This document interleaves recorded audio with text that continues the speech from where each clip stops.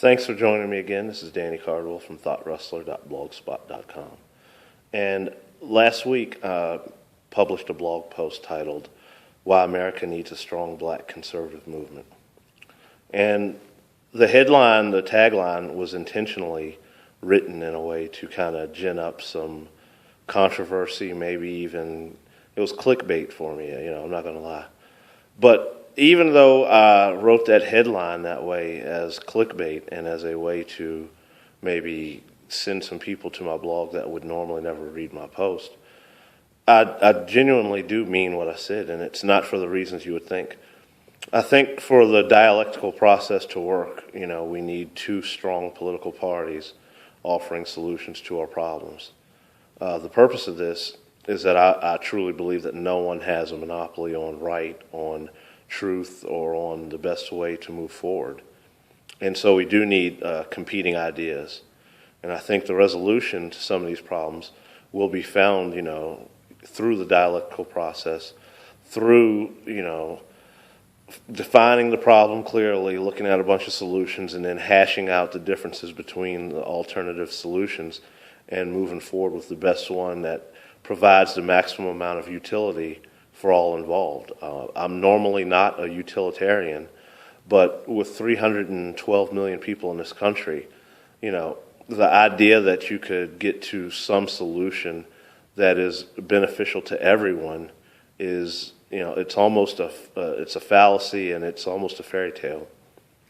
We do need to solve our problems in a way that doesn't alienate people, but also that doesn't hurt and harm people.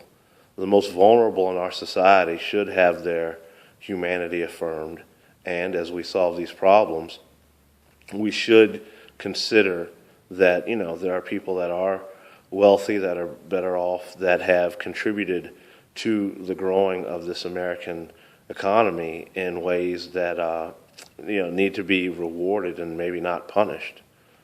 So the idea that we need a strong black conservative movement to get this done is something I believe in, but here's how I think it works.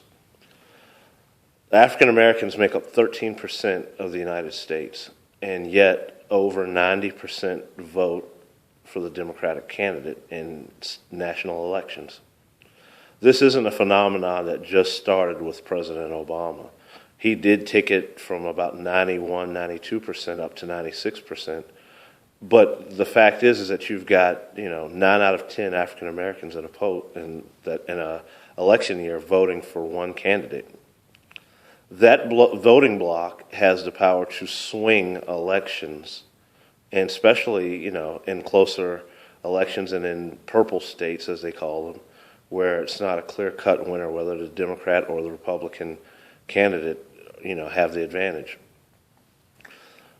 My need or my call for a strong Republican Party and for African Americans to be part of it is just based solely on the fact that if Democratic candidates feel like they have a monopoly on the black vote, and that's part of their base that they can almost take for granted without having any viable, electoral alternative, then it causes the Democratic candidates to not have to earn that vote through the legislative process. It causes Democratic candidates not to have to go inside of the communities and to address the problems, to see them firsthand for themselves and to find solutions to them. Alternatively, though, if there was a stronger black conservative movement, it would force, a dialogue at the national level that really gets to the heart of some of these problems from a socioeconomic standpoint, instead of the vilification of the poor and the, in many cases, misrepresented.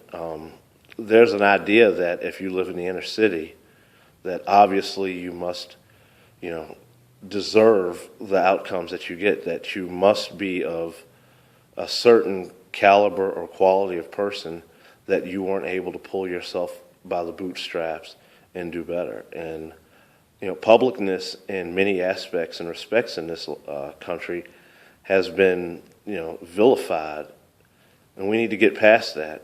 All of us are in this together.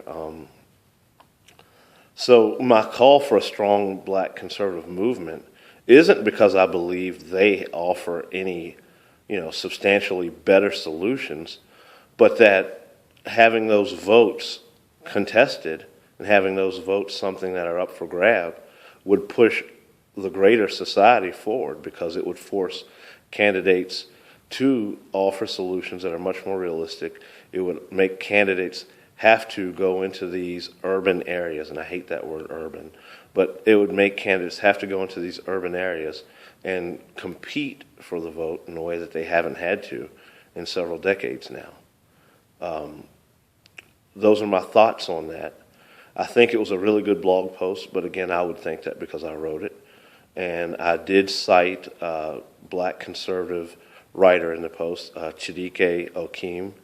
He's a very brilliant brother. I have fundamental disagreements with him about certain things, but the fact of the matter is he has done his homework. He's very smart, and his ideas are something that he's thought about, and he pushes forward. And so having intellectual black conservatives in place of these inauthentic black conservatives who mainly serve a purpose of denigrating blackness in this country, I think that would push the process even further.